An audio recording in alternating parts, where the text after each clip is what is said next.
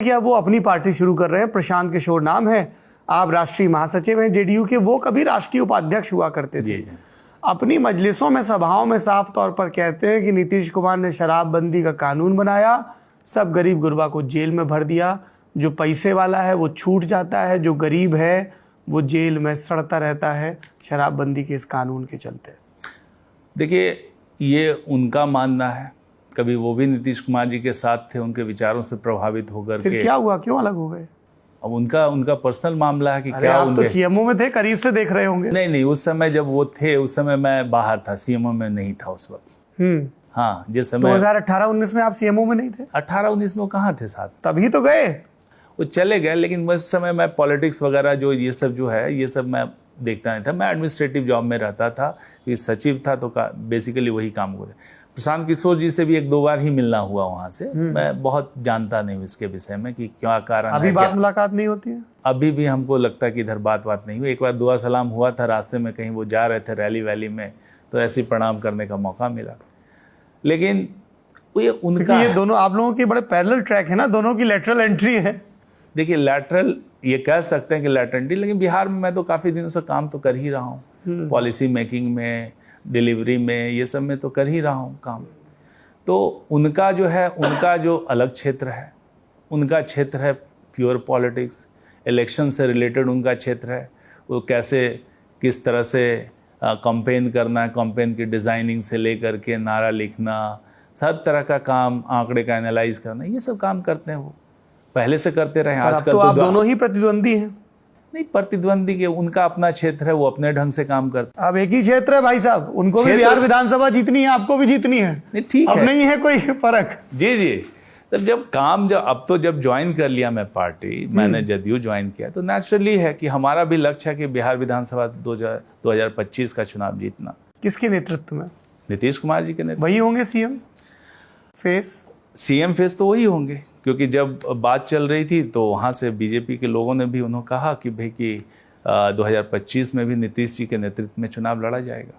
नहीं, वो तो अब उन्हें कहना ही पड़ेगा, क्योंकि उनके पास 272 नहीं है लोकसभा में। कहना पड़ेगा ये नहीं, वो मानते हैं कि नीतीश जी का जो अभी लोकसभा का सम्राट चुनाव, चौधरी को पगड़ी भी उतारनी पड़ेगी सरयू में जाके। देखिए, अपने सब संकल्प बहाने होंगे। देखिए, प्रशांत किशोर जी ने कहा था, जो उन्होंने प्रेडिक्शन किया था कि जदयू खत्म हो गई, जदयू का अंतिम, नीतीश कुमार जी का अंतिम काल चल रहा है, ये सब उन्होंने कहा है।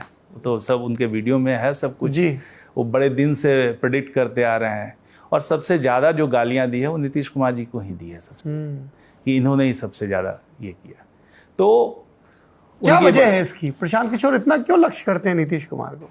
शायद उनको लगता है कि अब देखिए, जहाँ से लक्ष्य करने से कुछ फ़ायदा होगा तभी तो लक्ष्य करेंगे, किसी और को कहेंगे तो कोई फ़ायदा ही नहीं है। तो टारगेट शायद उन्हीं को करते हैं जी, फॉलो भी उन्हीं को करते हैं। फॉलो भी उन्हीं को करते हैं? कैसे? अब फॉलो तो करते ही थे ना, तभी ना उन्होंने पार्टी ज्वाइन की। क्यों ज्वाइन किया? अब उनको लगता है कि नीतीश कुमार बदल गए, लेकिन मैं तो शुरू से ही देख रहा हूँ, 8 सालों से काम कर रहा हूँ, कहाँ बदलाव आया है। जिस तरह से सर काम करते रहे हैं शुरू से ही, बिहार के लिए हर पल चिंता करते रहते हैं, मैंने किसी को नहीं देखा इस तरह से चिंता करते हुए।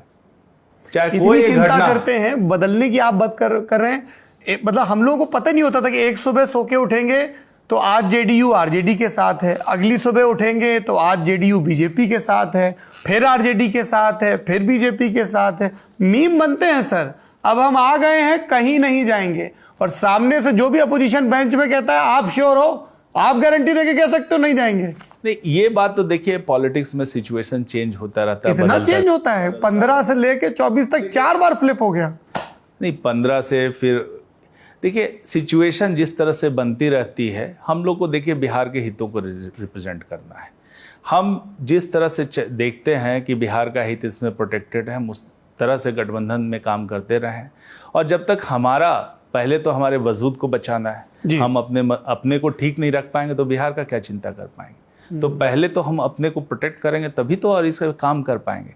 तो जब इस तरह की बातें हो रही कि सब तरह से अटैक हो रहा है, एनिहिलेट करने की बात हो रही है, तो उसमें स्वयं को बचाना और स्वयं को इस्टेब्लिश करके रखना, हमारी नीतियों को इस्टेब्लिश करके रखना हमारी जिम्मेदारी बनती है।